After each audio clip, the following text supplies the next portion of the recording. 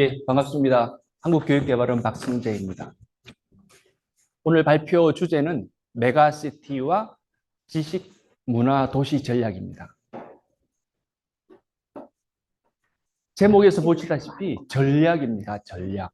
전략이라는 것은 미래가 있어야 추구할 수 있는 것입니다. 그래서 우리가 선호하는 미래가 있어야 그 미래에 다가가기 위해서 전략이나 정책을 구사할 수가 있습니다. 그럼 우리는 어떤 미래를 바랄까요? 아니면 선호할까요? 대체적으로 저희가 이 미래 전략 내지는 메가시티와 지식 문화 도시 전략에서 추구하는 것은 대략적으로 우리가 정부 수립, 대한민국 수립 100주년 정도의 시점, 가령 그 시점 즈음에 우리가 어떤 사회가 되어 있을 것인지를 미리 상정하고 거기에 도달하기 위해서 현재는 어느 정도 수준이며 이 현재에서 그러한 우리가 바라는 미래 상황에 도달하기 위해서는 어떻게 노력을 해야 될 것인지를 말씀드리는 순으로 발표를 하도록 하겠습니다. 우리가 선호하는 미래는 지금 우리가 산업화와 민주화를 거쳐서 지금 그 선진국에 거의 진입한, 일단 선진국으로 들어온 한 10위권, 세계 10위권 내외의 경제력을 가진 국가로 성장을 했습니다. 그럼 우리가 앞으로 10년, 20년 후를 대비해서 미리 계획을 하고 전략을 짜야 되는데 우리가 대한민국 수립 한 100주년 즈음에 우리는 어느 정도의 국가가 되어 있을까? 그래서 미리 상정하는 것은 지금 한 10위 내외라면 그때쯤 되면 적어도 세계 5대 열강 속에 들어갈 수 있는 수준으로 우리 국가가 발전했으면 좋겠다 하는 이런 미래의 우리의 바람과 선호하는 상황을 상정을 하면서 발표를 하도록 하겠습니다. 우리는 세계 한 5위 정도의 그런 국가가 되고 싶습니다. 지금 그 정도의 국가는 영국 정도 됩니다. 영국. 경제력 규모 내지는 우리가 그 외에 정치, 외교, 사회, 문화를 합했을 때라도 한 영국이나 프랑스 정도의 국가가 되려고 상정을 하고 저희가 전략을 짜려고 하는데 지금 현재 우리가 지금 처한 상황은 그렇게 녹록치가 못합니다. 인구는 급격하게 줄어들고 있습니다. 기술은 급격하게 변화하고 있습니다. 인구가 줄어들고 있기 때문에 향후 어떤 상황이 벌어질지 사실 잘 모릅니다. 수량적으로는 확실히 줄어드는 것은 분명하고 기술은 어디로 튈지가 모릅니다. 인공지능 기술이 너무 빨리 튀고 있기 때문에 이 인공지능 기술이 우리 생활 속에 어떻게 들어와서 우리 생활을 송두리째 변화시킬지도 사실은 모릅니다. 그래서 지금은 굉장히 불확실한 미래를 우리가 바라보고 있습니다. 이 불확실성이라는 것은 굉장히 대응하기 힘듭니다. 왜? 이전의 사례가 없기 때문에 대비하기 어렵습니다. 그리고 확률을 구할 수가 없습니다. 대체적으로 우리가 삶의 경험에서 이런 시기가 되면 이런 게 있었더라 하는 그런 어떤 선지자들의 체험이라든지 대규모 여러 사례가 발생됨으로 인해서 거기서 이 정도의 사건은 한 몇 퍼센트 정도의 확률로 발생할 가능성이 많아 하는 그 계산을 할 수도 없습니다. 그러니까 불확실한 미래는 대응하기가 굉장히 곤란합니다. 그렇지만 우리는 대응을 해야 되는 것이죠. 지금 우리 사회의 발전 방향은 미래학자 짐 데이터의 그런 미래상을 기준으로 해보면 네 가지 정도의 사회 발전 방향이 있습니다. 지속적으로 사회가 성장하고 발전하는 사회. 아마 지금 이 유행에 해당되는 국가는 미국 정도라고 보시면 됩니다. 그리고 성장을 하다가 피크를 찍고 이제 내려오는 나라. 이미 내려온 나라들 몇 군데 있습니다. 예전에 제국주의를 해서 세계를 주름 잡았던 그런 나라들이 있습니다. 그런 나라들의 사례가 있을 거고. 그리고 피크를 찍고 내려왔지만 다시 기술의 변화 내지는 혁신을 통해서 다시 도약하는 나라가 있을 수가 있습니다. 그래서 우리는 어떤 나라가 되어야 될까요? 지금 우리는 그 피크를 찍고 있습니다. 우리가 유사일에 이렇게 잘 살았던 적이 없습니다. 전쟁 없이 이렇게 풍요를 구할 수가 없습니다. 근데 사실은 이런 풍요로움도 우리가 느끼는 것은 상대적인 것이죠. 다 못 살 때는 얘기를 하지를 않다가 어느 정도 다 잘 살게 되면 상대적으로 누가 더 잘 사느냐를 가지고 논쟁을 굉장히 많이 하게 됩니다. 그렇지만 우리는 우리 역사 이래 이처럼 풍요로운 시절이 없었습니다. 전쟁 없이. 그렇지만 지금 우리가 닥쳐올 미래, 앞으로 맞이할 미래는 굉장히 불투명하고 불확실하고 어떻게 튈지를 모른다는 말씀이죠.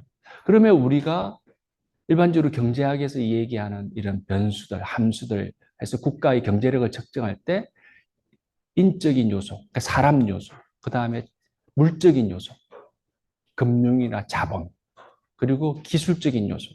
이러한 요소들을 어떻게 잘 활용하느냐에 따라서 우리 운명은 바뀔 수가 있습니다. 그래서 우리가 이런 경제 활동을 기본적으로 경제 활동을 하면서 문화적인 거나 어떤 지식을 창출한 거나 하는 것들이 다 연계되어 있기 때문에 기본적으로 우리가 우리 경제력을 향상시키고 좀 풍요로운 사회가 되기 위해서 미리 먼저 바라볼 수 있는 것이 국민경제 차원에서 우리 경제 활동을 하는 주체들입니다. 우리 이게 경제학 시간 내지 고등학교 때 보면 정치 경제 시간에 이제 배우는 것이죠. 가계, 이제 개인이 있는 것이죠. 그다음에 기업이 있습니다. 그다음 정부 부분이 있습니다. 우리가 일반적으로 가계, 기업, 정부 이렇게 마음속에 다 담고 있습니다.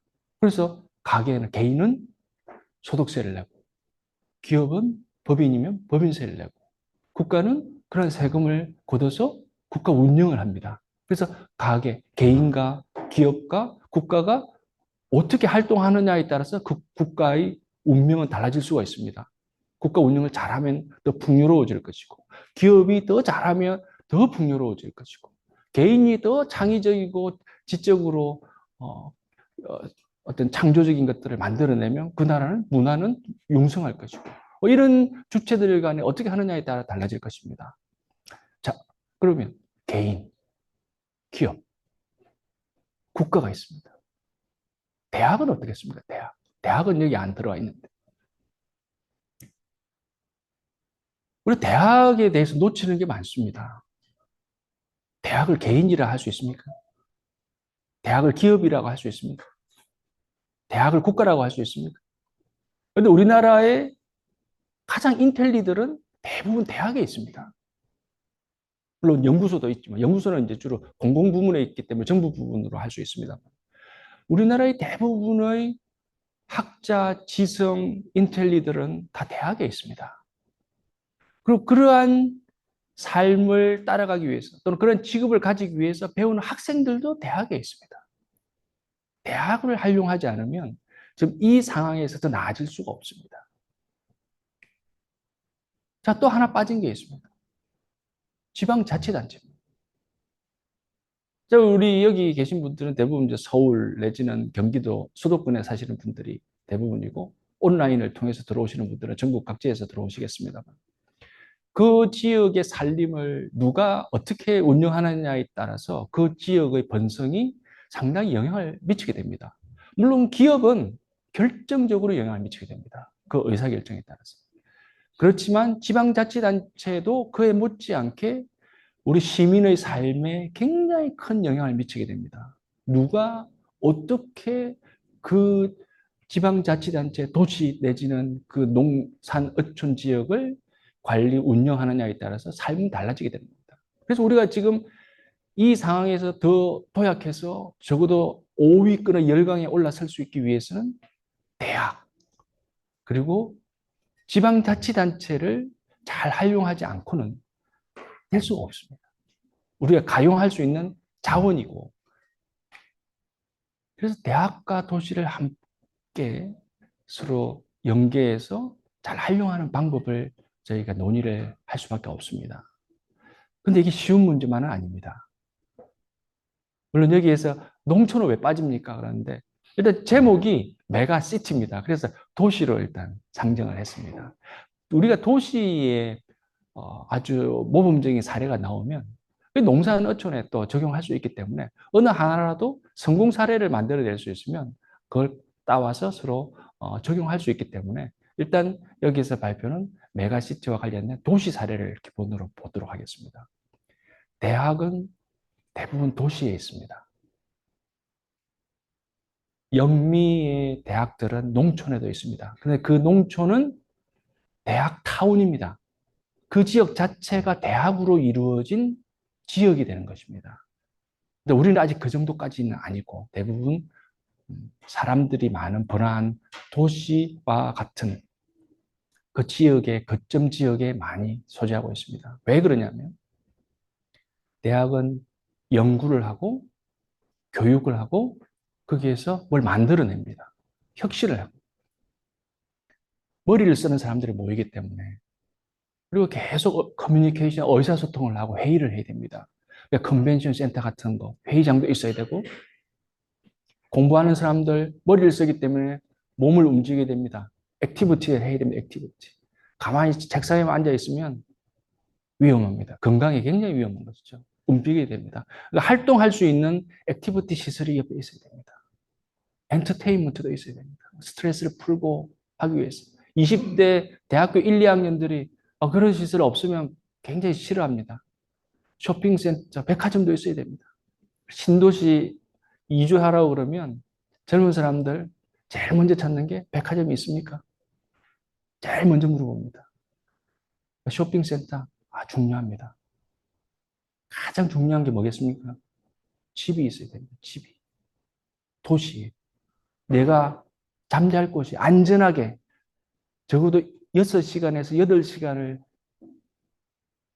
안전하게 잘 수 있는 내 공간이 있어야 됩니다. 주거가 있어야 됩니다. 주거가 불안하는 순간 모든 것을 흔들릴 수밖에 없습니다. 그 다음은 나는 머리를 활용하는 지식인이나 연구자지만 모두들 그렇게 생각합니다. 이런 사람들은 계속 움직이면서 사람들을 만나야 됩니다. 교통이 좋아야 됩니다. 통신이 발달돼야 됩니다. 이런 것들이 갖추어져야 거기에 사람들이 모이는 겁니다. 대학은 그런 곳에 설치할 수밖에 없는 겁니다. 왜? 그게 안 되어 있으면 학생들이 안 오려고 하니까. 그럼 지금 현재 우리나라가 국가 전략으로 지금 세계 10위권에서 한 5위권 정도, 그야말로 최정상의 그룹 속에 들어갈 수 있기 위해서는 대학과 도시가 힘을 합쳐야 됩니다. 지금은 대학과 도시가 힘을 합치지 않으면 다른 데에서 더 활용하고 써먹을 수 있는 게 없습니다. 우리가 어떻게 보면 남겨둔 땅, 남겨둔 지역과 같은 이런 역할을 하고 있는 대학, 지방자치단체, 도시. 이 주 굉장히 큰 어떤 조직 내지는 기관들을 활용해서 우리가 올라설 수밖에 없는 것이죠. 그러면 우리가 상황이 어떤지 한번 보겠습니다. 도시의 경쟁. 여러분 아시겠지만 우리 도시는 격차가 굉장히 큽니다. 세계 도시를 평가하고 삶의 지수를 따지는 기관들에서 평가하는 데 보면 서울은 굉장히 상위권에 올라와 있습니다. 도시의 경쟁력. 서울은 전통적인 우리 역사가 있고 문화가 있고 자본이 있고 인력이 있기 때문에. 그런데 나머지 도시들은 그에 버금갈 정도는 아직 못 되고 있습니다. 이에 비해서 미국에 있는 도시들, 일본에 있는 도시들, 중국에 있는 도시들은 계속 치고 올라오고 있습니다. 그래서 일단 우리가 도시 경쟁력은 서울 정도는 갖춰져 있다고 보고 이 지표를 보면 그럼 대학은 어떤지 우리 대학들 많습니다. 4년제 대학도 108, 90개, 2년제 대학도 거의 150에서 200개 사이에 왔다 갔다 하는 거죠. 그런데 세계적인 대학이라고 할 수 있기는 아직 상당히 부족합니다.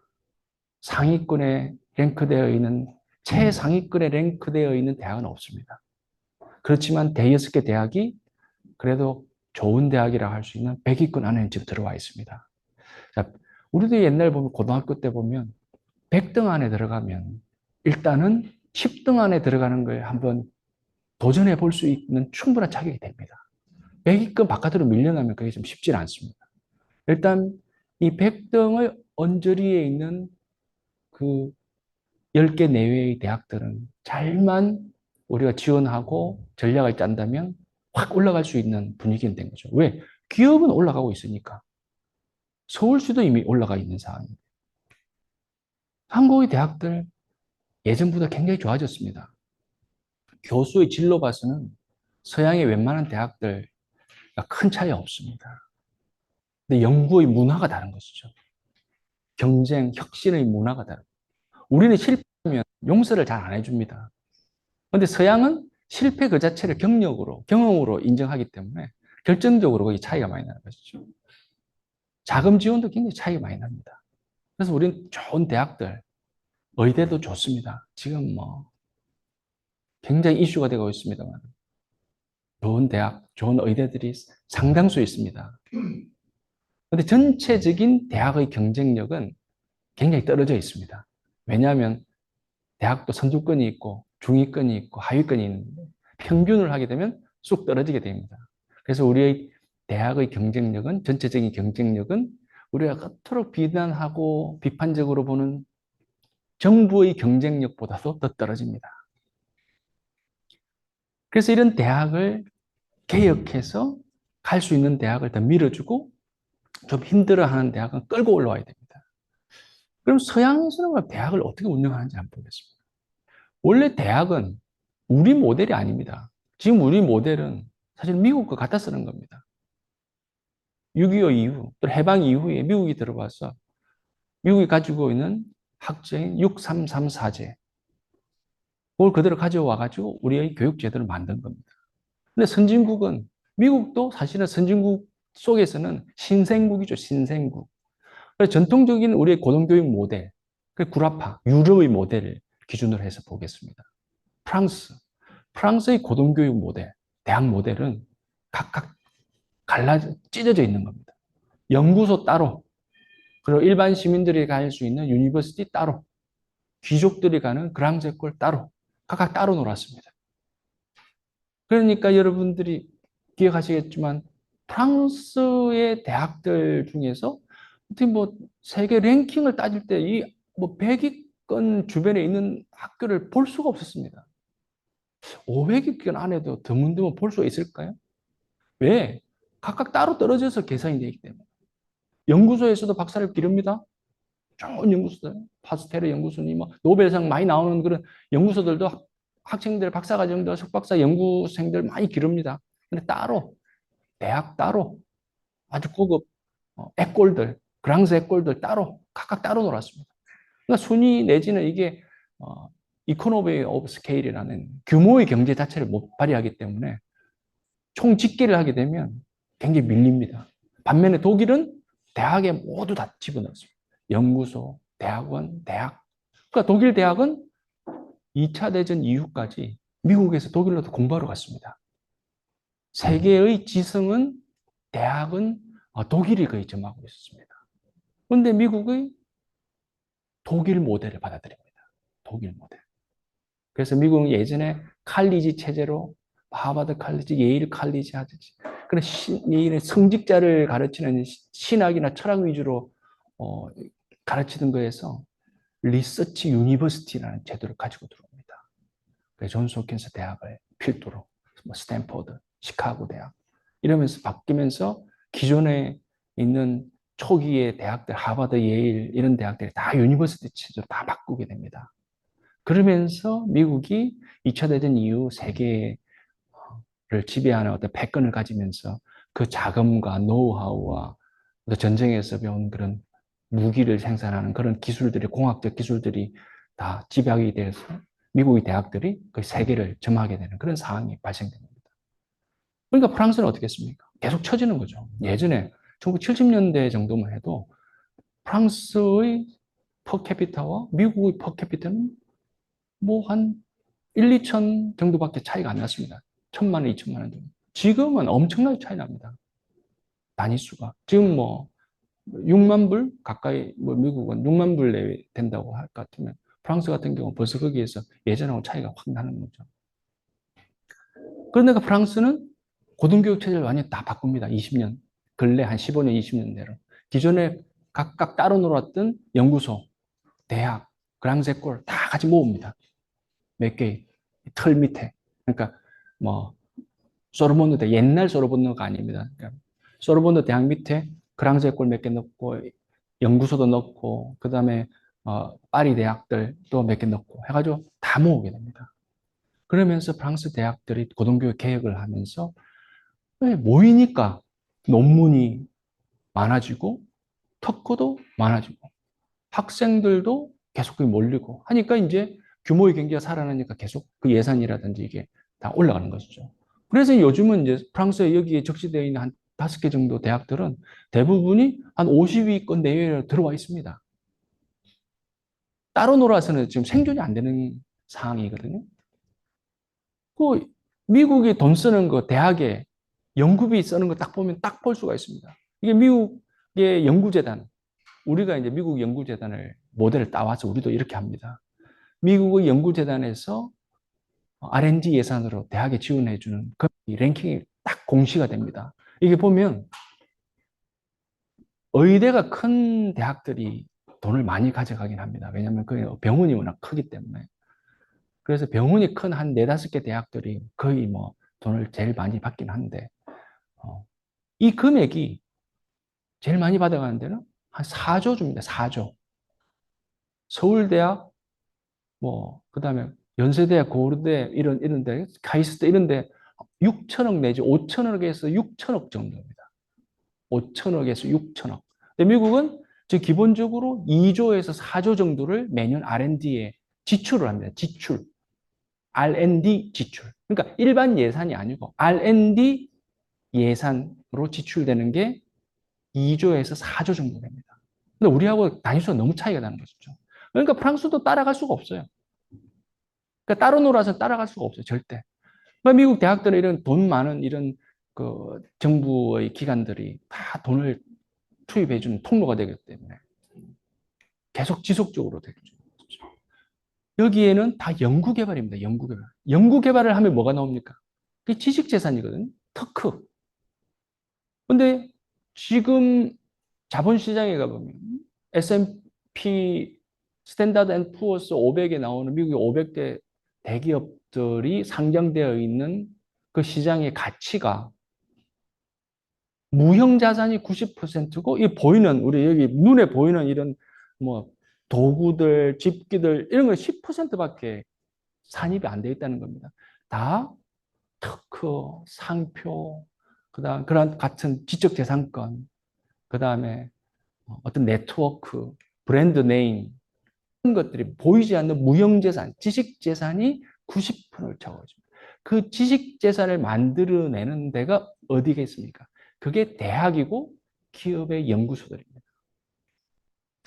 우리 상황이 어떤가 한번 볼까요? 우리나라가 그럼 지식재산은 어느 정도 창출을 할 수 있냐? 수량으로는 굉장히 좋습니다. 세계 4위 정도 됩니다. 수량으로 치면. 빅4에 들어갑니다. 우리가 특허라든지 지식재산 하면 세계 어디 나가서도 큰 소리 칩니다. 수량으로는 상당하니까. 근데 전체적으로 지식재산의 생태계 자체는 우리의 국력과 비슷한 수준입니다. 한 12에서 12 사이. 근데 이건 이제 개선을 해야 되겠죠. 왜냐하면 지식재산 자체가 많으니까 이 생태계도 어떻게 구성하느냐에 따라서 훨씬 더 좋아질 가능성은 충분히 있는 겁니다. 그러니까 이게 이제 발전할 가능성이 있는 것이죠. 그러면 우리 해야 될 게 뭐겠습니까? 정부는 뭐 정부대로 노력을 해야 되겠지만 지방자치단체, 대학, 산업계를 어떻게 궤를 잘 맞춰서 서로 전략적으로 협력을 해서 좋은 결과를 만들어내는지를 요걸 잘 해주는 게 전략입니다. 근데 이게 쉽지가 않겠죠. 왜? 우리가 요리를 할 때도 재료 다 준다고 해서 맛있는 걸 만들어내지 못하지 않습니까? 노하우, 실력, 이게 바탕이 되지 않으면 아무리 같은 목적을 가지고 한다고 해도 되지가 않습니다. 그러니까 그걸 잘하는 그것이 중요하다는 것이죠. 그래서 우리 이런 17개 광역자치단체들, 뭐 기초도 벌써 200몇 개가 되니까 광역자치단체, 기초자치단체, 그럼 대학이 약 400개 가까이 됩니다. 우리 산업계, 이 개를 잘 맞춰서 어떻게 협력을 하고 잘 부가치를 만들어낼지 이걸 따지는 게 중요합니다. 거기에서 중요한 게 뭐냐? 가까이 있는 사람들끼리 모이자는 게 중요한 키포인트입니다. 가까이 있는. 그러니까 그래서 지역이 중요하다는 겁니다. 왜? 가까이 있지 않으면 여기 지금 오프라인에 이렇게 오신 분들도 이 흥사단, 도산 아카데미 이 흥사단이 가까이 있지 않으면 오기가 힘듭니다. 제 고향이 진주인데 진주에서 참석 못 합니다. 가까이 있어야 됩니다. 가까이. 그래서 지역 주도성은 가까이에 모일 수 있게끔 해주는 겁니다. 지자체, 대학, 산업들이. 그러면 우리의 지식의 삼축 체제라고 하는 교육, 연구, 혁신을 만들어낸 대학이 뛰어야 되는 것이죠. 왜? 거기 브레인들이 모여 있으니까. 지자체는 브레인이 아닙니다. 지원하는 조직이지. 거기서 연구를 하는 기관이 아니기 때문에. 행정기관입니다. 행정기관은 지원 조직이 방향을 제시하고 지원해주고 뛰는 플레이어들은 선수들은 기업과 대학이 돼야 됩니다. 그래서 혁신의 동인. 그럼 이 혁신을 누가 해내겠습니까? 도시 또는 지자체는 지원해주고 할 수 있게끔 그리고 규제를 걷어주고 뛰는 것은 대학에 브레인들이 뛰어야죠. 스타트업, 유니콘, 기업들은 죽자 사자 뛰고 있습니다. 이미. 그러면 지금 뛸 수 있는 여력이 있는 이 대학들 잘 어떻게 해서 기업들과 연계를 잘 시켜주고 여기서 풍성한 지적 계산 내지는 기술, 지식들을 만들어낼 수 있게 도와주는 것이 전략일 수밖에 없는 거죠. 그래서 교육과 연구, 혁신을 이렇게 도모하는 것입니다. 그래서 이번에 정부 특히 교육부에서 발표한 이 라이즈라고 여러 들어보셨습니까?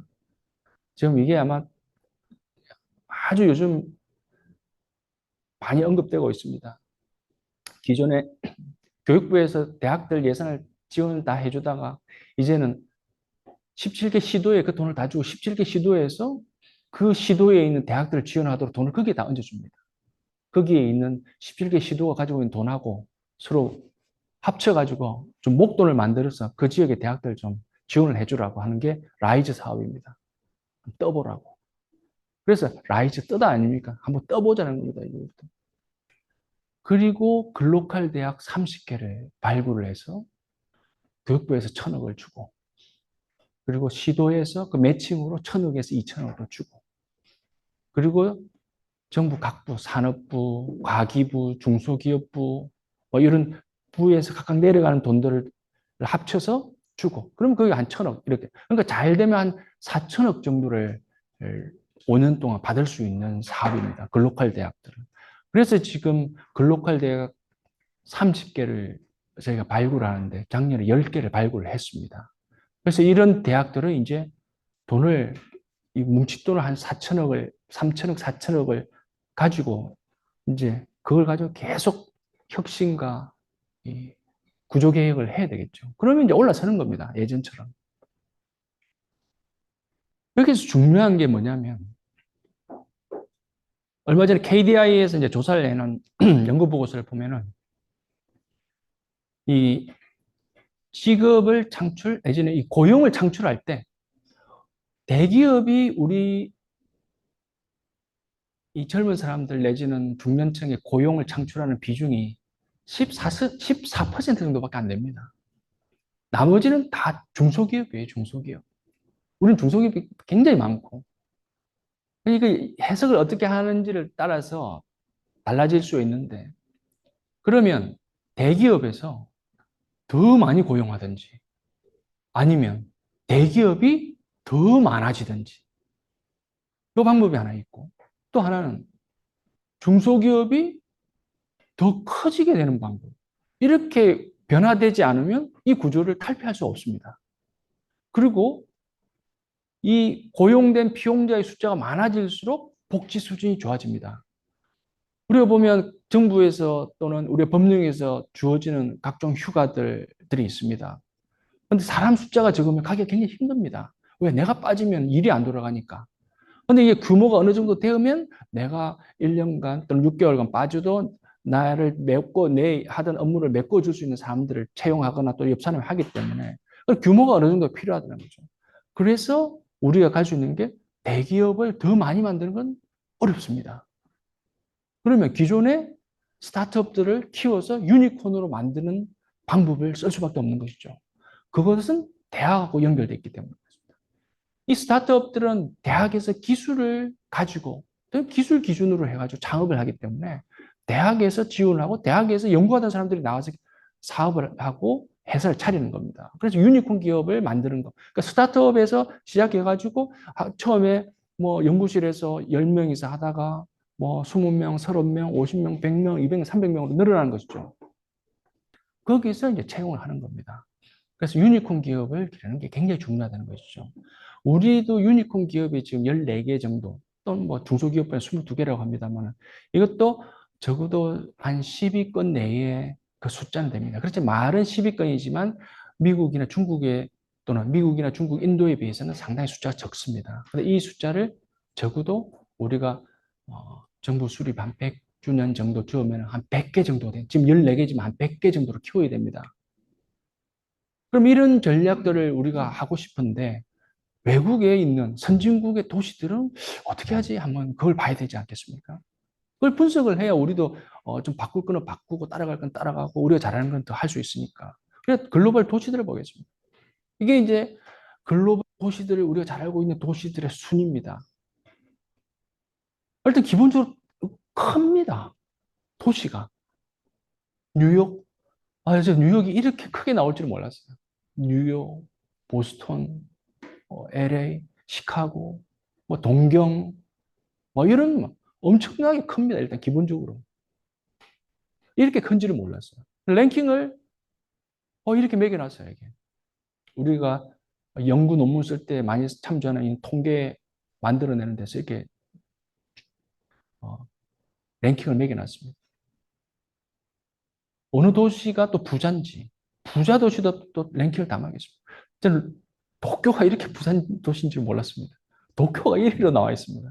도쿄, 뉴욕, 런던 이런 데입니다. 서울도 들어가 있습니다. 서울. 서울은 아마도 제 생각은 우리가 연결회계 기준으로 해서 기업 본사에 그게 다 모이기 때문에 서울에 아마 직결돼서 서울이 아마 부자 도시로 되지 않았나 싶습니다. 그래서 서울도 굉장히 올라와 있습니다. 대부분의 부자 도시는 대부분 미국이고, 그 다음에 중국 일부 있고, 일본이 있고, 거의 미국, 중국, 일본, 그냥 경제력의 순위하고 비슷하다고 보시면 되겠습니다. 그러면 그 외 단위수로 보면 큰 데는 영국 같으면 거의 런던 주변, 프랑스 같은 게 파리 주변 정도 전통적으로 있는 그거 빼고는 별로 없어요. 그래서 하나하나 한번 들어가 보겠습니다. 어떻게 이 도시들은 전략을 짜고 이 도시 건설을 하고 거기에서 지식인들 또는 창조하는 사람, 이 뭐 미국 학자들이 창조 계급이라는 말도 쓰고 합니다만 창조하는 지식인들입니다. 이런 사람들이 어떻게 그 도시에서 살아가는지 또 살게끔 시에서 지원하는지를 보겠습니다. 런던은 일단 부캐를 끼고 있습니다. 런던의 대학들 많습니다. 런던은 런던 도심 한복판에 대학들이 있습니다. 이건 아마 예전 유럽을 건설할 때, 그 지역을 건설할 때, 파리도 마찬가지입니다만, 나중에 파리도 그림을 보면 나옵니다만, 도심 한복판에 관공서하고 광장이 있습니다. 그러니까 교회를 갖다 놓습니다. 그 옆에 학교를 갖다 놓습니다. 요거 때문에 도시를 건설할 때부터 전통적으로 학교가 도심의 한복판에 들어간 것입니다. 근데 후발적으로 신생 국가들은 땅값이 비싸기 때문에 도심에 큰 대학들을 가져올 수 없습니다. 그래서 이제 멀리 도심 외곽으로 가게 되는 거죠. 근데 런던은 어떤 전략을 구사했느냐면 EU에서 빠져나올 뭐 그런 논의들이 있을 즈음이죠. 테크와 인공지능과 IT를 기반으로 한 테크 중심으로 하는 어떤 클러스터 내지는 집적 단지와 영국에 좋은 대학들이 많습니다.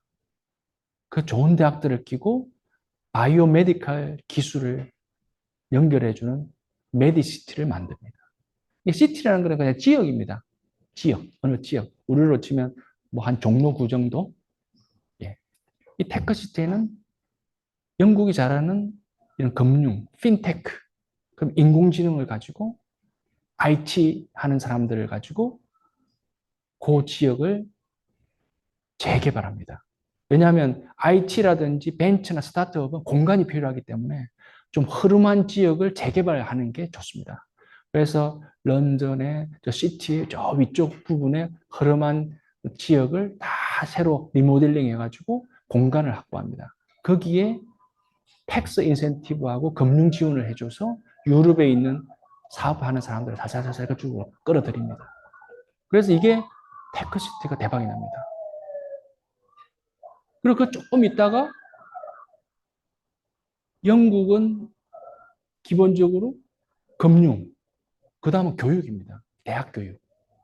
왜? 좋은 대학들이 많이 있으니까. 이 메디컬 사이언스는 IT하고 다르게, IT는 노하우가 있고 반짝반짝한 혁신적인 아이디어가 있으면 개인 플레이도 많이 해서 만들어낼 수 있습니다. 그렇지만 바이오 테크놀로지는 굉장히 이 체인이 있기 때문에, 네트워킹이 필요하기 때문에 굉장히 잘 연구 인프라가 잘 갖추어진 대학 아니고는 할 수가 없습니다. 그래서 영국에서도 한 5개 내지 6개 대학이 여기 뛰어들고 있습니다. 그러니까 세계 10위권 안에 드는 10위권 안쪽으로 들어와 있는 6개 대학이 이 메디시티의 멤버로 이제 들어가게 되는 것이죠. 그래서 이 위치를 한번 보겠습니다. 영국 런던을 보게 되면 서울하고 굉장히 비슷합니다.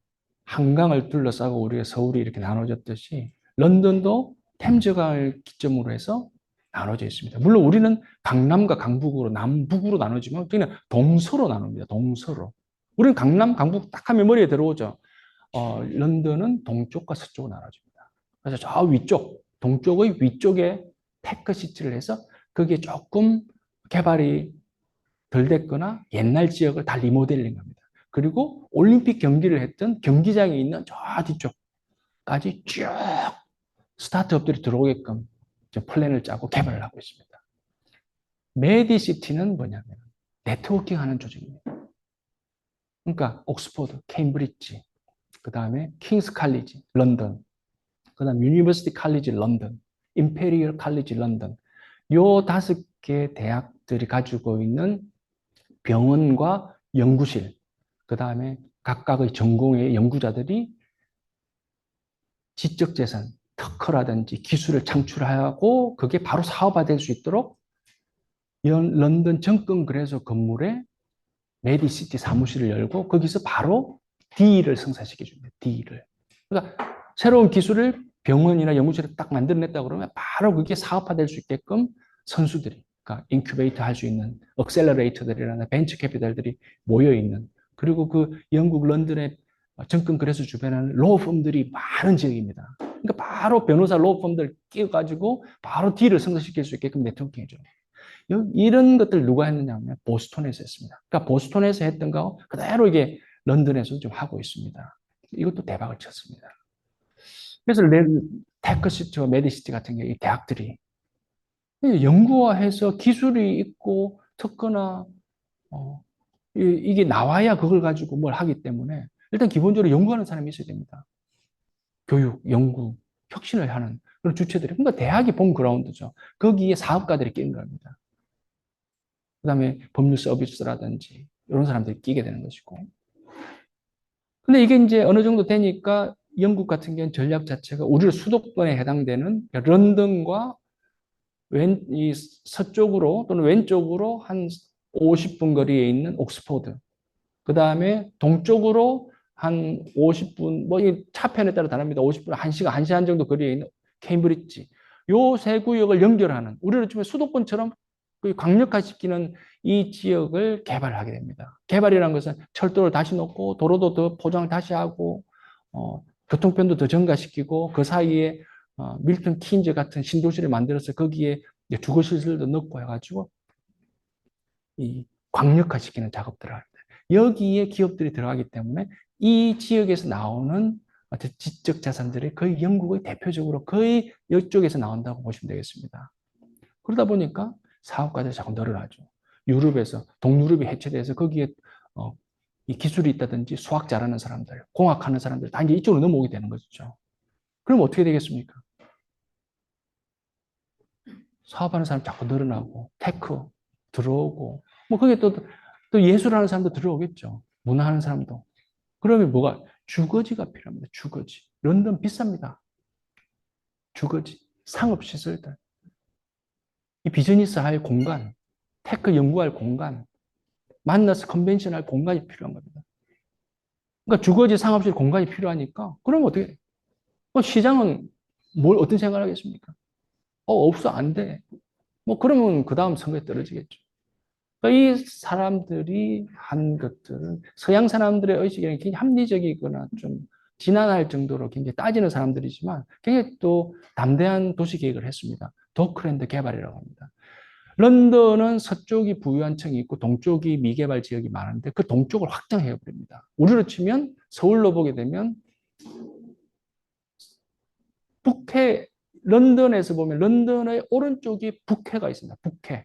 북해라는 것은 영국과 프랑스 사이에 있는 그 바다가 북해인데 우리로 치면 서해가 있고 이제 저희가 이제 이쪽 종로가 이쪽에 있는 것이죠. 그럼 이제 서쪽 우리로 치면 서쪽으로 가는 것이고 런던으로 치면 동쪽으로 가는 겁니다. 도시 구조가 딱 보면 도시도 비슷합니다. 템즈강하고 한강하고 보게 되면 그래서 한 70만 평을 개발합니다. 여의도가 그 산책하는 그 바깥에 있는 거 빼고 한 7만 평 됩니다. 그러면 여의도에 몇 배? 한 7, 8배 되는 그 지역을 개발해서 거기를 활용하게 되는 겁니다. 동쪽으로. 근데 도시를 개발하는 데는 걸 잘 생각을 해봐야 됩니다. 이게 이제 공학 하는 사람들이 들어오게 되면 사람의 욕망이라든지 이런 문과 출신들이 중요시하는 거를 가끔씩 놓칠 때가 있어요. 외형 기준으로 왜냐하면 이게 문과 이과의 차이가 문과는 인간을 연구를 하는 과들이 많습니다. 그런데 이제 이공계는 대체적으로 물건이나 물질을 연구하죠. 사람도 뭐 물질로 생각하고 뭐 연구하고 있으니까. 근데 그 둘이 잘 결합이 돼야 됩니다. 인간은 우리가 왜 공부를 합니까? 왜 지금 이 늦은 시간에 이 금요일 이 좋은 한금 같은 시간에 앉아서 공부하러 나오셨습니까, 여러분들? 이게 공부를 하거나 연구를 하거나 열심히 일을 하는 건 이유가 있지 않겠습니까? 결국은 이게 좀 더 나은 삶을 살기 위해서 지금 하는 겁니다. 이게 처음에는 우리가 밥을 먹어야 되니까 이런 먹고 살고 하는 거, 그리고 이 전쟁이나 범죄자로부터의 안전한 것들, 이런 게 이제 자꾸 이제 사람의 욕구가 쌓여지게 되면 결국은 나중에는 나도 좀 존경을 받는 사람, 존경받는 직업을 갖고 내가 자아 실현을 좀 하고 싶다. 이 자아 실현이 바로 창조입니다. 창조, 혁신. 그런 삶을 살려고 노력을 하는 겁니다. 공부하고. 왜 공부를 하겠습니까? 단순히 돈 벌겠다고 공부를 합니까? 공부를 열심히 하면 월급쟁이는 확실하게 될 수 있습니다. 그렇지만 큰 돈을 벌기는 어렵습니다.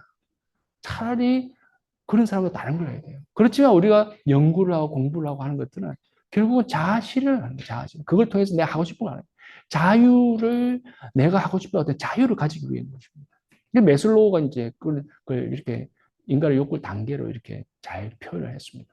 제가 어제 이제 이 발표문을 어떻게 할까 하다가 제가 소속되어 있는 이 대덕 연구단지 연구자들 카톡에 한번 물어봤습니다. 여러분 대덕에 주로 이제 대전에 있는 과학자들이니까 어떤 도시에 살고 싶습니까? 이 올라오는 게 공통적인 게 이런 겁니다. 일단 이분들이 이제 어, 이공계들이니까 이공계 연구자들이니까 노동시장이 좀 활발하고 이게 미국 생각하는 거죠. 노동시장이 활발하게 돌아가고 유연하게 들어가기도 쉽고 자라기도 쉽고 이걸 좀 해줘.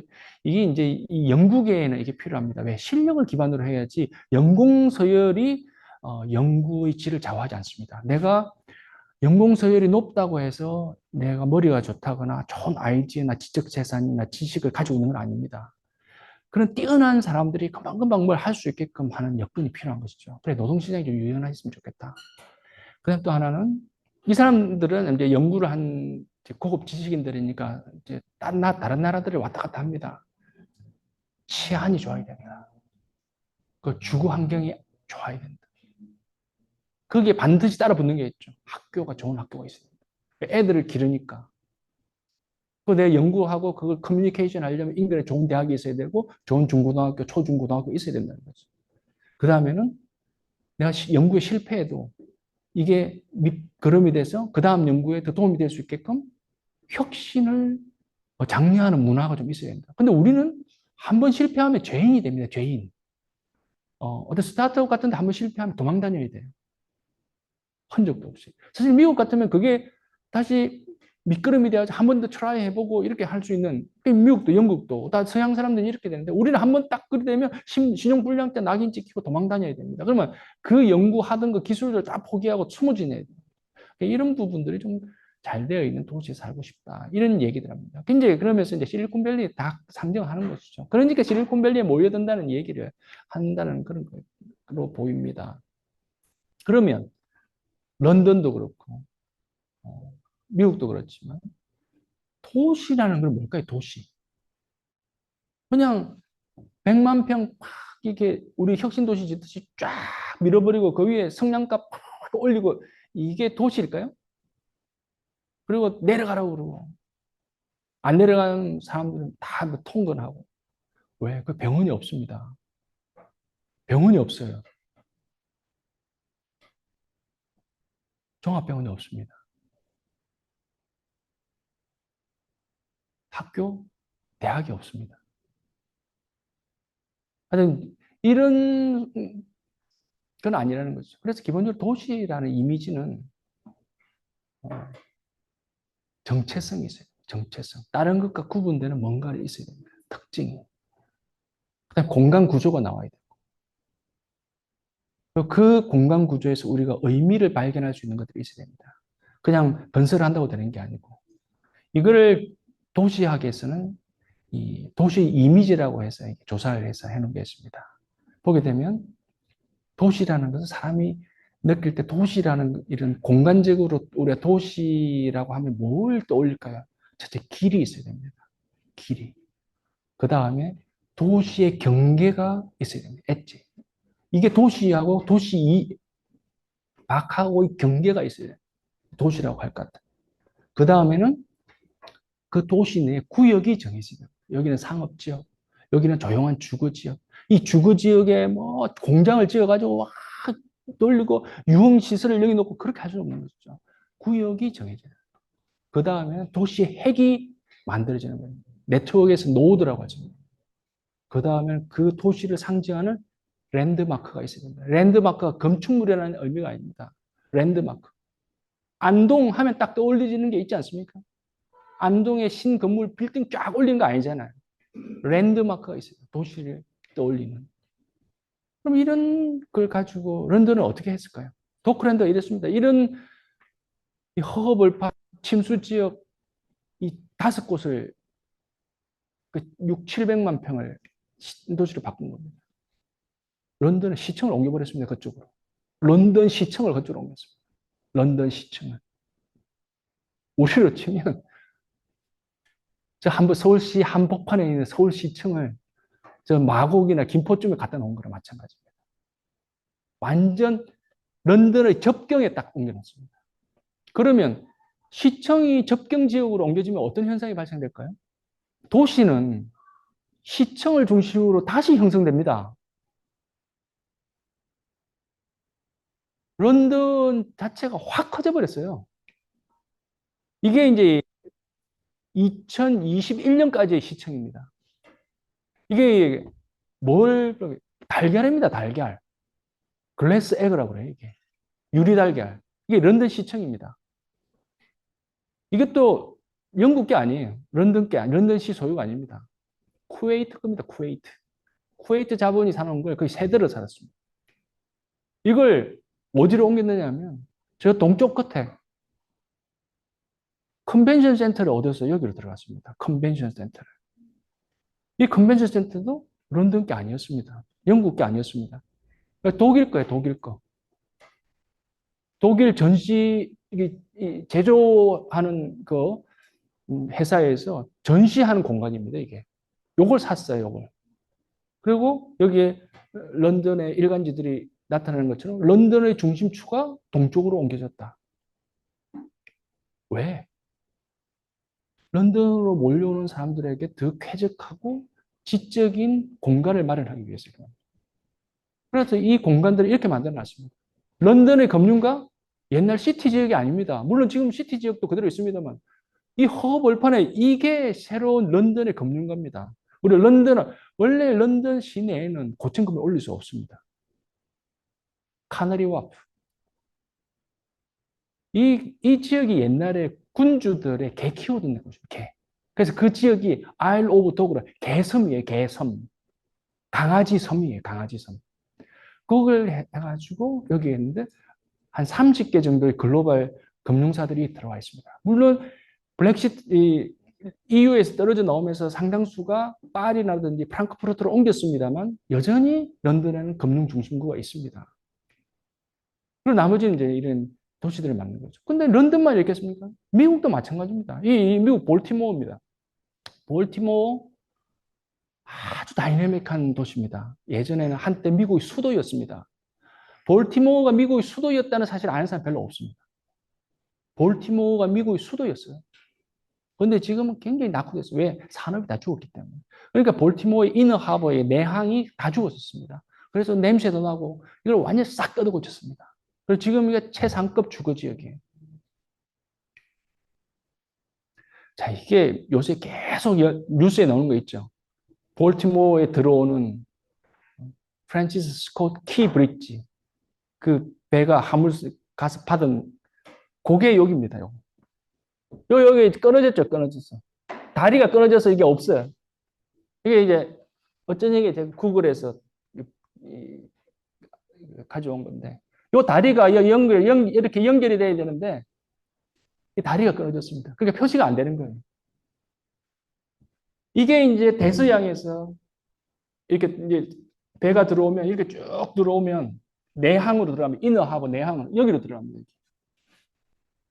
여기가 이제 개발이 된 것이죠. 배 타고 이렇게 들어가면. 그게 그냥 답니다. 우리처럼 뭐 동그라미 하나만 갖다 놓지 않습니다. 그게 충분한 수요가 뒷받침될 수 있도록 만들어줍니다. 이 서양 사람들의 이 도시 계획은 굉장히 배울 점들이 많은 것 같습니다. 그 이너 하버, 내항에 바로 옆에 미국인들이 꼼짝할 수 없는 것들을 갖다 놨습니다. 메이저리그 야구장, 미식축구. 그건 뭐, 이거 열리면 그냥 난리도 아닙니다. 그러니까 기본적으로 그 경기가 있을 때는 그 지역 주변은 막 상권이 들썩들썩할 정도가 될 수 있습니다. 그 내항의 고급 주거 지역 오피스를 타워를 만들어 놓고 우리처럼 혁신도시 쫙 해나오죠. 성냥값도 탁 올려놓고 그걸 끝 하는 게 아니고 수요가 뒷받침될 수 있게끔 네트워킹을 만들어 놓은 겁니다. 그리고 그 뒤에는 존스 홉킨스 대학이라는 세계에서 제일 큰 병원이 있습니다. 아마 규모로 봐서는 이 서울대 해화병원의 한 10배는 안 되더라도 한 7, 8배는 될 겁니다. 규모가. 여기 전체 존스 홉킨스 대학 병원입니다. 요 내항이 여기입니다. 물 보이는 여기. 그러니까 여기를 확 바꾸는 것이죠. 그러면 기본적으로 야구 보러 오는 사람, 그다음 아메리칸 풋볼 보러 오는 사람은 기본적으로 있고 여기 이 병원이 그 볼티모어를 먹이 살리다시피 하는데 저기 수요들이 있기 때문에 그 내항의 도시 개발해서 사람들은 지식인들이나 연구자들이 거기서 활동하면서 부를 창출해내겠죠. 여기는 뭐 볼티모어 그런 게 아닙니다. 볼티모어만 그런 게 아니에요. 뉴욕 허드슨도 마찬가지예요. 허드슨 야도 이게 뭐 많이 우리 보도되고 있는데 여기도 보면 철도의 그 창고였습니다. 버려진 창고. 그 창고 이거 다 버려져요. 여기 옆에는 컨벤션 센터 이미 만들어 놨습니다. 이 창고를 다 철도 창고를 다 개조해가지고 고급 주거단지와 오피스를. 근데 저기 누가 들어 살겠습니까? 열심히 공부한 사람들이 들어 삽니다. 저 사람들이 미국의 지식재산을 창출하고 사업을 하고 글로벌 딜을 만들어내는 사람들이겠죠. 그리고 이게 이제 그러면 공부한 사람들이 기술을 가지고 전시를 해야 되니까 전시장을 또 만들어놨습니다. 확장을 계속 지금 하고 있고. 그리고 또 여기 보게 되면 이 지역이 그 지역입니다. 근데 이 지역은 뭐냐면 뉴욕 주지사가 펜스테이션이라고 하는 뉴욕, 우리는 서울역이죠, 서울역.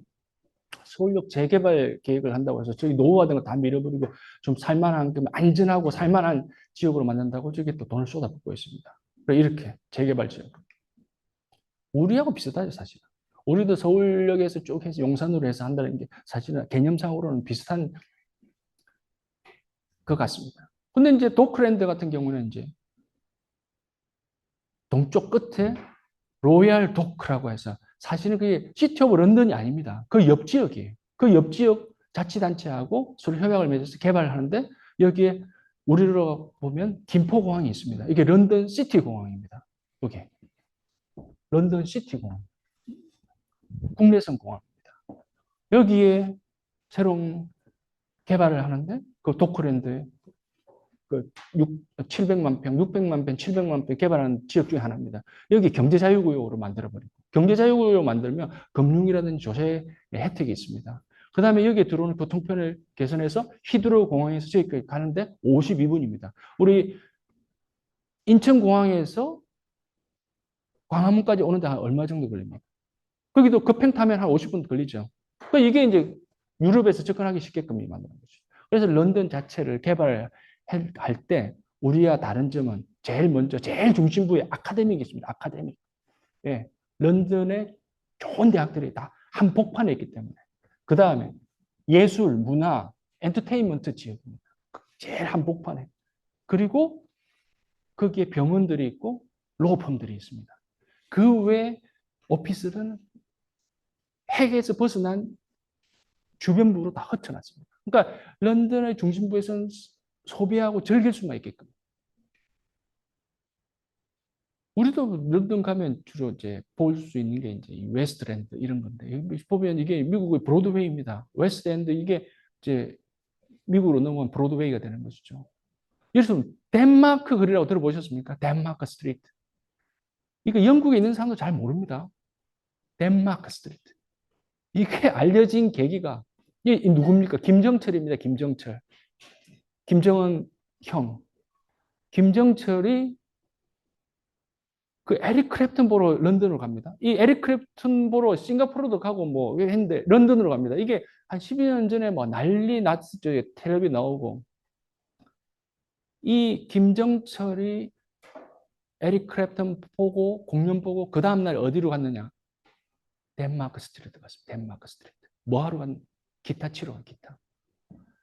덴마크 스트리트는 영국의 팝 거장들이 음반을 취입한 동네입니다.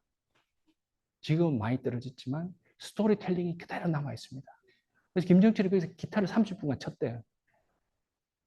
근데 뭐 들리는 얘기로는 그 주인이 나하고 음반 계약 맺자고 했다는 그런 뭐 얘기도 있습니다만.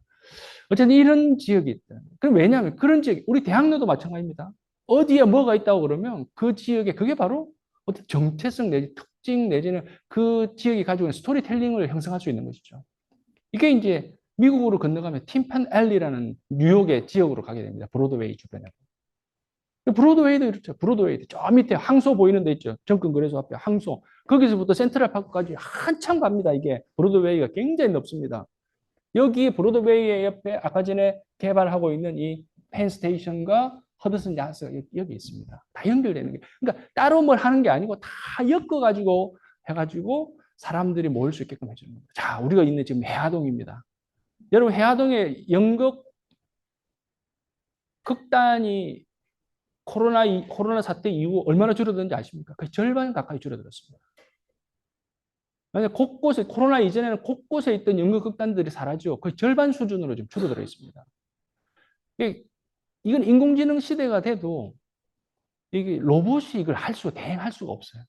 사람 연극을 보러 가는 사람들 앞에서 그 연극하는 사람들이 그 숨 호흡부터 시작해서 다 그 자체를 느끼기 위해서 가는 건데 이게 대체가 될 수가 없어요. 근데 이게 돈이 안 되니까 자꾸 줄어드는 겁니다, 이게. 문화적으로 반면에 이제 기획사가 들어온 엔터테인먼트 쪽의 K-팝은 갈수록 커지는 거죠. 네트워킹 타고. 오늘 자 중앙일보를 보니까 오후에 나온 중앙일보를 보니까 일본 Z세대, 그러니까 10대에서 한 20살, 한 24살 정도 이 청소년에서 대학 가는 이 Z세대들이 유학 가고 싶은 나라 1위 한국이에요. 그랬습니다. 처음에 제목 보고 이야 이렇게 했는데 내용을 보면 또 달라집니다. 2위는 미국입니다. 이 Z세대들이 한국을 유학 가고 싶은 나라 1위로 했는데 자, 그 이유를 한번 보겠습니다. 보면은 K-팝이라든지 드라마, 패션, 화장품, 메이크업 이런 트렌드가 있는 트렌디한 부분 때문에 한국에 가고 싶다는 거예요. 왜? 이 젊은 애들 여기 성수동이나 이게 가거나 이 뭡니까 이게 우리 유명한 아이돌 따면 줄을 쫙 씁니다. 한국 사람만 그런 게 아니라 일본, 뭐 중국에서 와가지고. 근데 그게 굉장히 트렌디한 겁니다. 이게 그 유지되려면 지속적으로 뭘 만들어내야 되거든요. 근데 미국에 유학 가고 싶은 사람들 2위가 미국인데 그 이유를 한번 보겠습니다. 미국은 2위인데 한국 다음에 2위인데 뭐 때문에 가느냐? 공부를 하러 가요. 공부. 유명 대학에 공부하러 가요. 둘째, 거기서 IT를 배워서 실리콘밸리 같은 데 취업을 하고 싶어요. 그러니까 자아실현하러는 미국 가겠다는 거예요. 트렌디한 걸 따라서 놀고 있는 재미나는 걸 한국에 가요. 근데 우리도 이거를 잘 활용해야 됩니다. 왜? 그나마 그걸 한국에 오겠다고 이렇게 사람들이 몰릴 때 이걸 역으로 잘 이용하는 것밖에 없는 거죠. 전략을 짜려면.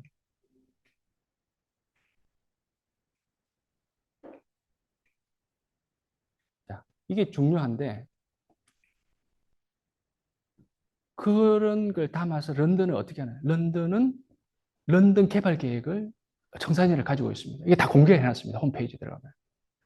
런던을 광역화하는 겁니다. 런던 우리가 좀 수도권 개발처럼 런던 인근에 있는 지역을 모두 다 우리를 GTX 같이 기차로 다시 연결하고 도로 넓히고 특히나 옥스포드, 케임브리지하고 런던 사이에 굉장히 교통망이 좋게끔 이렇게 계획을 짭니다. 전략 계획을 넓게 하고. 그리고 우리가 아는 잉글리시 프리미어 리그 축구 런던 가면 그거 보러 가야죠. 런던 가도 못 봅니다. 표 구하기 너무 어려워서. 이 보러. 근데 이 운동장들은 다 런던 외곽에 있습니다. 운동장들은. 왜? 외곽에 있어도 찾아가는 거예요. 이게 푸시 전략이나 풀 전략이냐 이게 따라 달라지겠지만 여기는 이 피해를 보러 다른 나라에서 오기 때문에 찾아갑니다. 찾아. 굳이 시내에 둘 필요가 없습니다. 외곽에도 사람이 몰립니다. 그래서 보게 되면 저도 이게 어디 웸블리 있는 데 가봤는데 보니까 주변에 굉장히 발달이 됐어요. 그게 자체적으로 또 하나 비즈니스를 만들어내는 겁니다. 그리고 런던 올림픽 경기장이 저 위쪽에 있는데 우리로 치면 서울로 치면 한 노원 정도에 있습니다. 그 사이에 테크시티라고 아까 말씀드렸죠. 런던에서 테크시티, 메디시티인데 테크시티의 스타트업을 거기까지 확장하는 계획을 발표해놨습니다. 계속 그쪽으로. 그리고 이 운동장을 올림픽 파크를 놀리지 않겠다는 겁니다. 스타트업 하는 사람들 엑셀러레이터하게 주겠다는 겁니다. 이 골든 트라이앵글은 그래서 옥스포드와 케임브리지와 런던을 연결한 이 삼각 구역이 우리로 지금 수도권 같은 여기가 영국을 지탱하는 지적 총화가 거기에 있다고 보시면 됩니다. 우리가 영국을 넘어서 세계 5위 정도의 강국이 되기 위해서는 이런 런던 내지는 영국을 넘어설 수 있어야 됩니다. 케임브리지 대학에도 경제자유구역을 대학에 설치를 해놨습니다. 기업들 들어오게끔. 그래서 여기 보면 Institute for Manufacturing이라는 아주 유명한 기술 혁신을 만들어내는 그런 연구소가 여기서 계속 많은 사람들을 불러오고 네트워킹도 하고 또 이 정부에서는 여기 경제자유구역 지위도 주고 하는 이런 걸 합니다. 그래서 이 지역에 유니콘들이 거의 대부분 다 나옵니다. 각 대학들. 보스턴 비슷합니다. 보스턴도 강력이에요. 동경도 굉장히 넓습니다. 아까 전에 넓은 지역 중이 아니에요. 동경에는 동경권이라고 해요. 동경, 가나가와 사이타마, 치바현을 묶어가지고 동경권이라고 합니다. 우리 수도권이죠. 우리 같으면. 우리 서울 옆에 이런다. 자, 이거 한번 여러분 여쭤보겠습니다. 만약에 여러분들이 여행을 갔습니다. 뉴욕이나 런던이나 파리나 심지어 도쿄까지. 자, 카이스트가 우리는 어디 있는지 압니다. 여러분이 뉴욕에 사는 사람, 외국인, 런던에 사는 영국인, 파리에 사는 프랑스인, 도쿄에 있는 일본 사람에게 카이스트가 어디 있냐고 물어보면 여러분은 뭐라고 딱 한 문장으로 답변하시겠습니까? 제가 이걸 이제 대덕단지 연구자들한테 물어봤습니다. 서울에서 차 타고 2시간. 그러면 다 알아듣는데. 우리는 KTX 1시간. 그 말은 뭐냐면 미국 사람이나 중국 사람이나 유럽 사람들 마찬가지예요. 1시간, 2시간은 옆 동네입니다. 옆 동네. 옆 동네예요. 우리처럼 서울이 있고 경기도가 있고 충청북도가 있고 대전이 있고 이렇게 내려가는 게 아니에요. 그 광역권 옆에 2~3시간은 옆 동네예요. 옆 동네. 제가 미국에 있을 때 저희 목사님은 4시간을 걸쳐서 그 예배하고 뭐 오고 하고 하는 걸 하루에 4시간씩 왔다 갔다 하시더라고요. 그래서 우리는 면적이 좁으니까 공간 개념이 서양 사람들은 좀 다릅니다. 중국 사람들은. 그래서 자꾸 우리는 중국이 대국인이라고 하지만 그건 우리 스스로를 좀 줄이는 겁니다. 우리도 넓게 볼 줄 알아야 됩니다. 글로벌을 품고 살아야 되는 것이지. 우리가 2~30분 만에 갈 수 있는 지역만 가깝다고 그러고 2~3시간 지역에 있던 멀다고만 생각하게 되면 이 전략을 짤 수가 없어요. 따라갈 수가 없어요. 중국을 따라갈 수 없고 미국을 따라갈 수 없습니다. 프랑스 보시겠습니다. 프랑스도 우리 파리 아죠, 파리. 파리가 있는 지역이 일드 프랑스라고 합니다. 일은 아일랜드입니다. 그게 뭐냐면 프랑스 섬이에요. 그 지역이. 우리는 지금 수도권이에요. 일드 프랑스 내에 그랑 파리라고 있습니다. 파리 광역권이 거기에 들어가 있습니다. 이게 일드 프랑스, 이게 일드 프랑스는 프랑스 섬이고 섬은 아닙니다. 프랑스는 육지국가니까. 근데 명칭을 일드 프랑스라고 합니다. 여기가 파리 강력권입니다. 파리 강력권. 안에 파리가 있고 우리가 생각하는 파리는 이 안에 있어요. 이게 파리를 둘러싸고 있는 이게 파리 광역권이에요. 이게 그랑 파리예요. 그랑 파리. 그러니까 다 커집니다. 보스턴도 마찬가지예요. 우리가 생각하는 보스턴은 그냥 작은 개념이에요. 보스턴도 그레이트 보스턴이라고 그래요. 다 그레이트를 붙입니다. 시카고도 마찬가지예요. 그레이트 시카고라고 그러고 다 광역으로 가는 거예요. 보스턴에는 대학들이 많이 있죠. 근데 케임브리지 지역, 여기 보스턴, 여기 케임브리지 지역. 이 케임브리지 지역에 MIT 여기, MIT 앞 이 캔달이고 이 공원 주변에 이게 전체가 다 바이오 기업들이 다 차지하고 있습니다. 왜? 어떻게? 다들 그걸 하고 싶어 하죠. 세계에서 가장 혁신적인 지역이라고 하니까. 그 누가 그랬느냐? 원래 주지사가 선거 나와가지고, 자, 우리는 실리콘밸리는 안 돼. 그렇지만 자꾸 도시가 노후화되고 있어. 기반시설 정비하고 우리는 라이프 사이언스로 나갈래. 거기 1조를 내가 지원할 수 있도록 내 임기 중에 정말 최선을 다하겠어. 그 이니셔티브를 쥐고 라이프 사이언스 쪽으로 갑니다. 그리고 거기에 그 공공기관을 설치를 합니다. 민간 합작하고. 그 하나는 자금들을 가지고 올 수 있게 네트워킹을 해주는 데 있고, 하나는 사람을 네트워킹하는 조직을 만듭니다. 그 두 개. 하나는 돈을 네트워킹 해주고, 하나는 사람을 네트워킹 해주고. 그거 어떻게 하느냐? 이 사람을 네트워킹하는 조직은 전국에 있는 라이프 사이언스, 헬스케어, 전공자들이 학회 같은 거 하면 보스턴에서 사용할 수 있는 회의실, 컨벤션 센터에서 할 수 있게끔 지원을 해주는 겁니다. 안내를 해주고. 그러니까 대부분의 사람들이 기존에 실리콘밸리라든지 샌디에고에 갔던 사람들이 그쪽으로 가는 거예요. 그걸 지속적으로 하고 거기 오게 되면 이 돈을 네트워킹하는, 자금을 네트워킹하는 조직에서는 거기에 사업을 자꾸 연결시켜주고. 그러니까 연구자들 입장에서 거기 가면 굳이 연구재단 안 가더라도 거기 가면 다 NIH 같은 데 안 가더라도 거기 와서 네트워킹 해주니까 그냥 보스턴으로 가는 겁니다. 거기 플러스 알파로 MIT에서 코어 행제들이 1조를 기부를 한 걸 가지고 계속 바이오메디칼 쪽을 연구를 해서 기술들이라든지 연구들을 생산하니까. 그리고 그걸 갖다가 하버드 대학이 운영하고 있는 매사추세츠 종합병원에 가서 자꾸 임상 실험을 하고 해서 계속 새로운 걸 만들어내는 그 생태계가 만들어지니까 보스턴이 클 수밖에 없는 것입니다. 근데 사실은 이게 보스턴만 따라 할 건 아니에요. 우리도 잘 찾아보면 있습니다. 어디냐? 여기입니다. 여기 바로 여기. 서울시 지도를 딱 펴놓고 대학들 위치들을 잘 보시면 회랑이 있습니다. 회랑.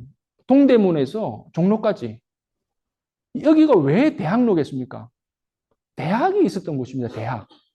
병원이. 요 앞에 여기 고려대 병원이 있었어요. 여기 서울대 병원이 지금 있고. 여기 서울대학교가 있다가 저쪽으로 간 겁니다. 성균관대학이 있죠. 고려대학 옆에 있습니다. 우리나라의 가장 큰 이공계 연구기관인 키스트가 있습니다. 홍릉에. 경희대학교 있습니다. 카이스트 경희대 들어와 있습니다. 여기 한성대도 있어요.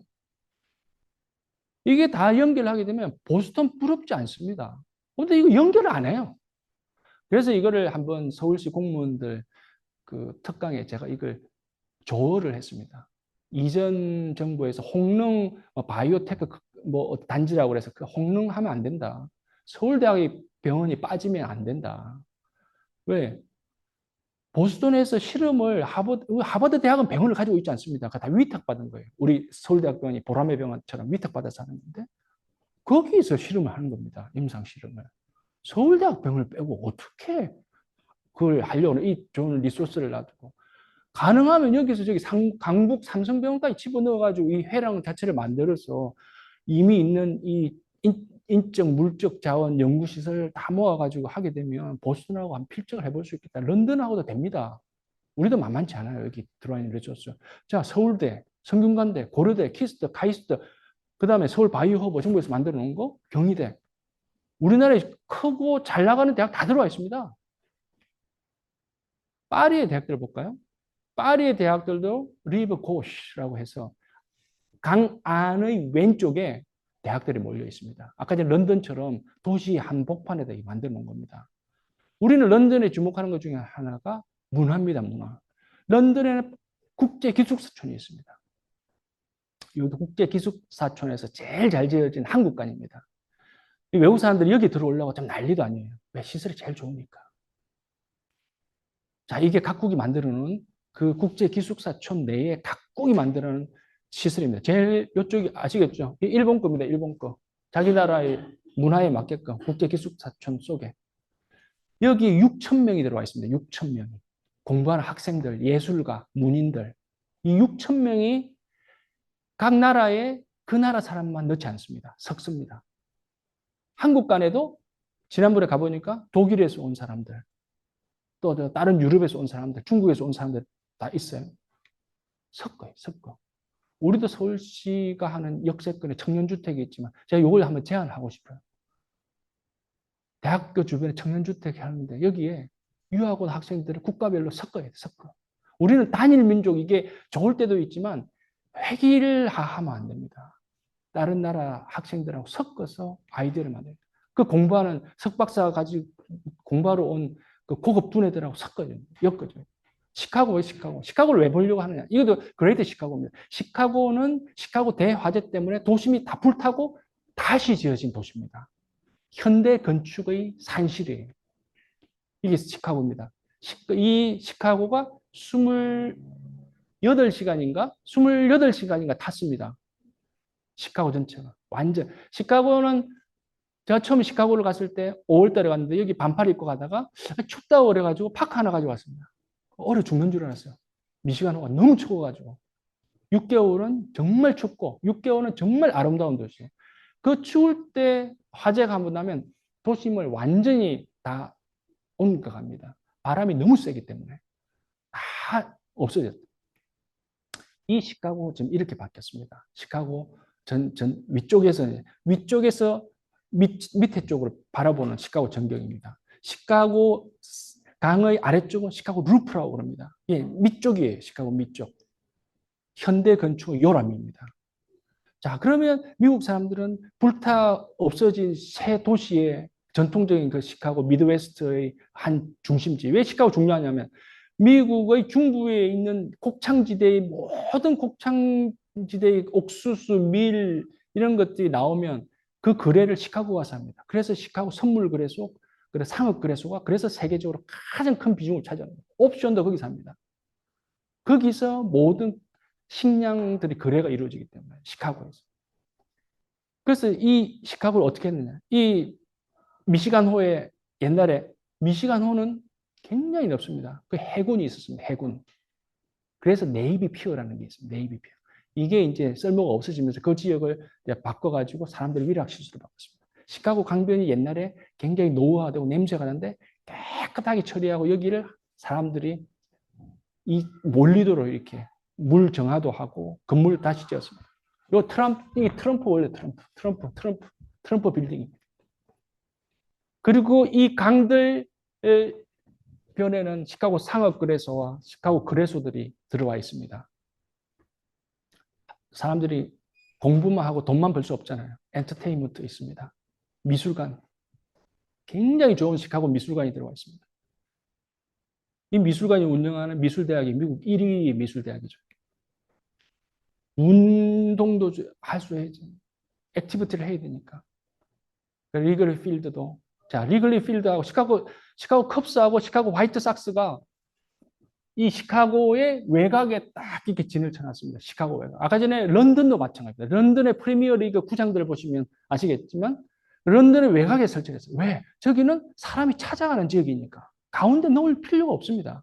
우리 한복판에 가지고 있는 것도 있잖아요. 자, 이런데 사람들이 이렇게 몰리기 때문에. 근데 거기만 갖다 놓지 않습니다. 자, 이게 화이트삭스의 구장입니다. 여기 IIT, 일리노이 공대가 있습니다. 일리노이 공대 바로 옆에 갖다 놨습니다. 일리노이 공대는 독일에서 나치에 반대해서 미국으로 넘어간 이 바우하우스의 디자이너들이 몰려있는 대학이 일리노이 공대입니다. 그러니까 일리노이 공대는 일리노이 인스티튜트 오브 테크놀로지고 일리노이 대학교 공대는 유니버시티 오브 일리노이 어바나 샴페인이나 유니버시티 오브 일리노이 시카고 이렇게 나가는 거예요. 그거는 또 의료 지역에 있어요. 여기는 IIT입니다. IIT 바로 옆에 시카고 화이트삭스의 구장을 갖다 놨어요. 네.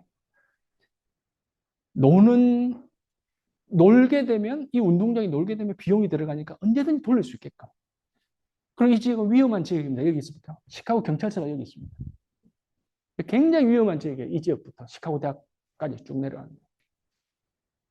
자, 시카고 하면 빠질 수 없는 게 매직 존스 아니에요. 매직 존스. 자, 여기는 이 농구장을 유나이티드 센터를 어디에 설치를 했냐면 시카고 의료단지에 딱 붙여놨습니다. 시카고 의료단지. 이게 일리노이 대학, 유니버시티 오브 일리노이 시카고에 굉장히 큰 의대, 간호대, 약대들이 모여있는 이 옆에 러시 유니버시티하고 굉장히 많은 병원들이 몰려있는 이 의료지구 옆에 가서 그러니까 사람들이 이 지역에 가서 몰리도록. 근데 이 외곽입니다. 그러니까 외곽을 살리는 거예요. 수요가 끊이지 않게. 볼티모어에서 했던 것처럼. 일리노이 의료직은 지금 북미에서 제일 큰 의료단지입니다. 그리고 월드컵 경기장은 시카고 대학 가는 길에 이게 시카고 그 루프 지역입니다. 딱 한 개쯤 여기서부터 굉장히 위험해요. 여기 이 지역부터 여기에 자연사 박물관하고 우리로 지금 월드컵 경기장 상암동에 있는 그걸 배치를 해놨습니다. 여기까지는 뭐 굉장히 밀레니엄 공원하고 굉장히 좋죠. 이게 경계선이고 여기서부터는 굉장히 위험하게 되는 지역이죠. 대학들도 좋습니다. 병원도 좋습니다. 그러니까 이렇게 신도시를 이렇게 만든 겁니다. 우리는 이제 마곡입니다. 마곡 보면 런던하고 굉장히 비슷합니다.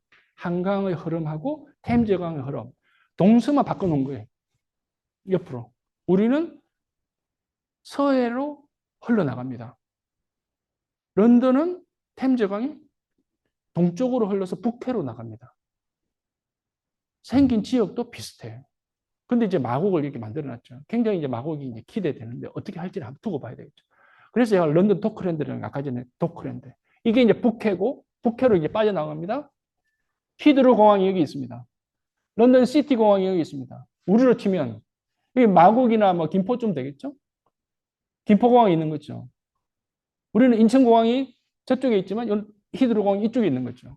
그래서 여기서 또 히드로공항에서 전철 타면 도크랜드까지 52분 만에 올 수 있다는 게 홍보 포인트입니다. 자, 마곡 좋습니다. 강도 템즈강보다 더 좋습니다.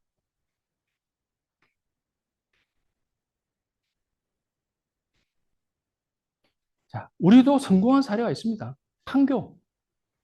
판교. 자, 판교에 뭐가 들어가 있을까요?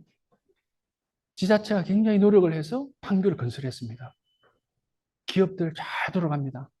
용성해집니다. 판교에 대학이 몇 개 들어가 있습니까? 대학 혹시 보셨습니까? 도시계획할 때 대학이 없습니다. 왜? 수도권 규제 때문에 들어갈 수 없기 때문에. 자, 그러면 우리가 지식과 교육과 혁신을 하는 데 있어서 브레인과 지식인들이 어디에 있습니까? 대학에 있습니다. 커뮤니케이션이 잘 되겠습니까? 지금 이게 문제인 거죠. 자, 서양의 모든 성공 사례는 대학 옆에서 이루어집니다. 사람 때문에 그래요, 사람. 여기서 이제 그래서 여기에 대학이 못 들어가면 어떤 식으로든지 연구소나 이런 걸로 집어넣어야 됩니다. 그래서 용인에도 받으려고 그러고 여기서 이제 받으려고 그러는데 굉장히 중요한 사안입니다. 반면에 광교는 기존에 대학이 있습니다. 아주대, 경기대. 그리고 여기에 서울대 융합과학 대학원이 조그맣게 들어와 있습니다. 다행인 거죠. 그리고 여기는 도시계획이 굉장히 잘 되어 있습니다. 스타트업들이 활동할 수 있게끔 굉장히 잘 만들어놨어요. 인근에 용인 반도체 공단하고 지역이 가깝습니다. 서양 사람들의 눈에는 여기가 대박 날 수 있는 지역이라고 생각할 겁니다. 잘만 도시계획을 하고 전략적으로 사람들이 모일 수 있게끔. 그리고 지적인 사람들, 창조적인 일을 하는 사람들이 모이게끔 하고 사업가들을 이렇게 납니다. 관료들이 났으면 절대 안 돼요. 관료들은 옆에 도와줄 뿐이지 우리가 크리에이티브한 일을 하고 생각을 하는 사람이 나서서 만들어야지 행정적으로 들어가는 순간 자멸하는 그런 사례를 초래할 수 있기 때문에 이건 굉장히 중요한 지역입니다. 자, 이것을 반추해서 우리 기업들이 외국 나갈 때 어디로 가는지 한번 보시면 자명해집니다. 지금 우리 대기업들이 미국으로 투자를 안 할 수가 없는 상황입니다. 자, 삼성과 현대를 한번 보겠습니다. 삼성이 반도체를 가지고 텍사스로 갑니다. 현대가 조지아로 갑니다. 자, 텍사스와 조지아에는 어떤 대학이 있는지 한번 보겠습니다. 반도체를 삼성이 170억을 투자해서 텍사스로 가면 텍사스에는 유니버시티 오브 텍사스 시스템이 있습니다. 그중에 텍사스 오스틴은 반도체로 굉장히 좋은 학교입니다. 뭐 MIT, 스탠포드, 버클리, 조지아텍, 더불어서 UT, 유니버시티 오브 텍사스 오스틴은 굉장히 좋은 학교입니다. 그 옆으로 갑니다. 현대자동차 전기차입니다. 배터리 전기차. 미국에서 가장 큰 공대를 가지고 있는 조지아텍으로. 왜? 거기 가야 연구하는 사람들하고 커뮤니케이션을 하고 인력을 공급받고 그 랩에 의뢰를 해서 새로운 기술을 만들어낼 수 있으니까. 대학이 들어가지 않으면, 대학을 활용하지 않으면 새로운 걸 만들어낼 수 없어요. 대학은 기본적으로 창조적인 일을 하는 사람들이 모이는 곳입니다. 왜? 논문은 노벨티가 없으면 억셉트가 안 되니까. 새로운 걸 만들어내는 거예요. 새로운 걸. 그래서 이런 사례들을 전체적으로 다 보게 되면 우리에게 주는 시사점은 이렇습니다. 공공의 역할과 민간의 역할을 잘 구분해야 돼요. 그래서 좀 도와라, 서로 협력으로. 왜냐하면 이 동양은 관 중심 사상이기 때문에 민간을 아래 사람 대우합니다. 그게 뿌리 깊게 들어있어요. 왜? 내가 돈을 가지고 있고 내가 규제와 법을 가지고 있기 때문에 사업하는 사람들을 보고 마치 아래 사람 대하듯이 하는 그런 잠재적인 속성이 있기 때문에 그거 굉장히 중요해요. 그 굉장히 조심해야 됩니다. 그런데 서양은 계약 사회입니다. 계약. 계약은 양 당사자가 동등한 주체여야 가능하기 때문에 이게 가능한 겁니다. 그러니까 서양하고 우리가 문화가 차이가 많이 있다는 겁니다. 그렇지만 우리가 이걸 극복을 해야 되겠죠. 그리고 또 하나, 미래 이니셔티브가 나와야 됩니다. 미래가 우리가 어디로 가겠다는 거, 그 어디로 가겠다는 걸 위해서 어떤 이니셔티브를 제시하는지에 지도자가 나와야 되는 겁니다. 그 다음에는 그걸 하는 사람들, 교육, 연구, 혁신의 주자들, 대학, 스타트업, 정부 출연 연구기관, 정부 출연 연구기관 박사들 엄청 많습니다. 옛날 애트리 같은 그런 연구 결과가 요즘 나올까요?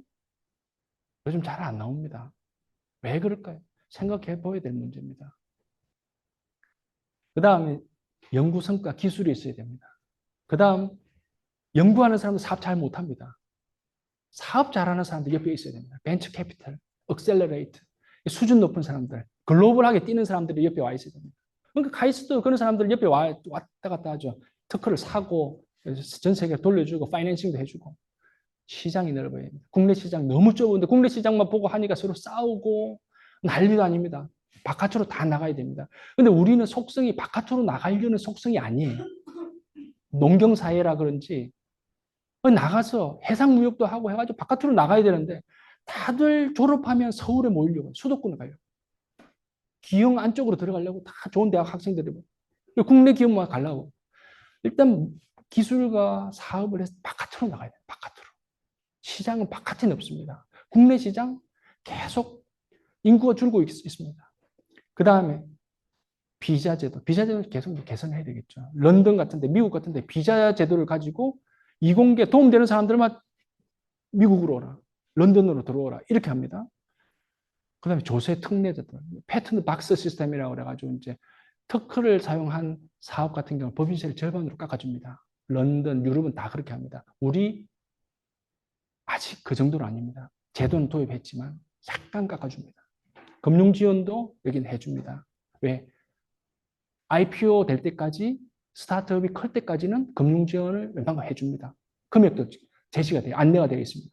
그 다음에 공간, 연구 공간, 비즈니스 공간, 컨벤션 공간을 그 도심 내에 만들어줍니다. 그래서 런던이 도크랜드 개발하고 뉴욕 같은 경우는 그 폐철 부지에 다 그렇게 개발해가지고 또는 다른 지역도 시카고도 마찬가지고 볼티모어도 마찬가지고 그렇게 공간을 마련해 줘야 됩니다. 정부가 할 일은 시정부가 할 일은 그 공간에서 사업하고 연구하고 만나서 회의하고 비즈니스 딜 할 수 있는 그 공간을 마련해 줘야 돼요. 그래서 사람이 오니까.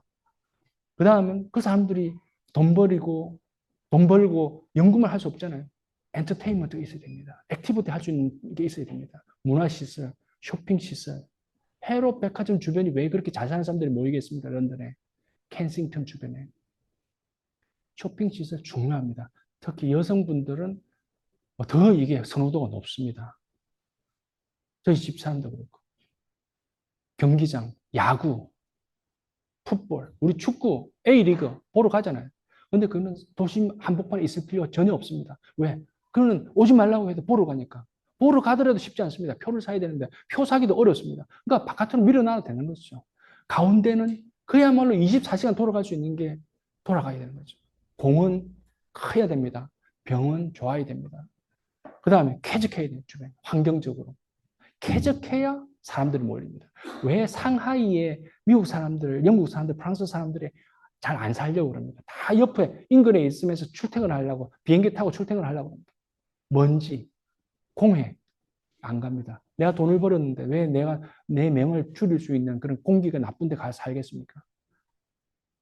공부 많이 하는 사람 자유가 있는데 돈을 가진 사람 자유가 있는데 공기가 안 좋은 데 가지 않습니다. 쾌적한 도심 내 주거시설.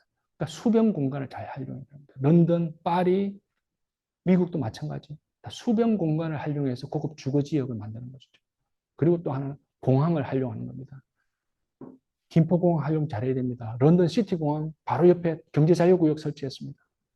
그 유럽으로 두세 시간 내에 다 커버를 합니다. 사업가들이. 철도, 지하철, 편리한 교통망.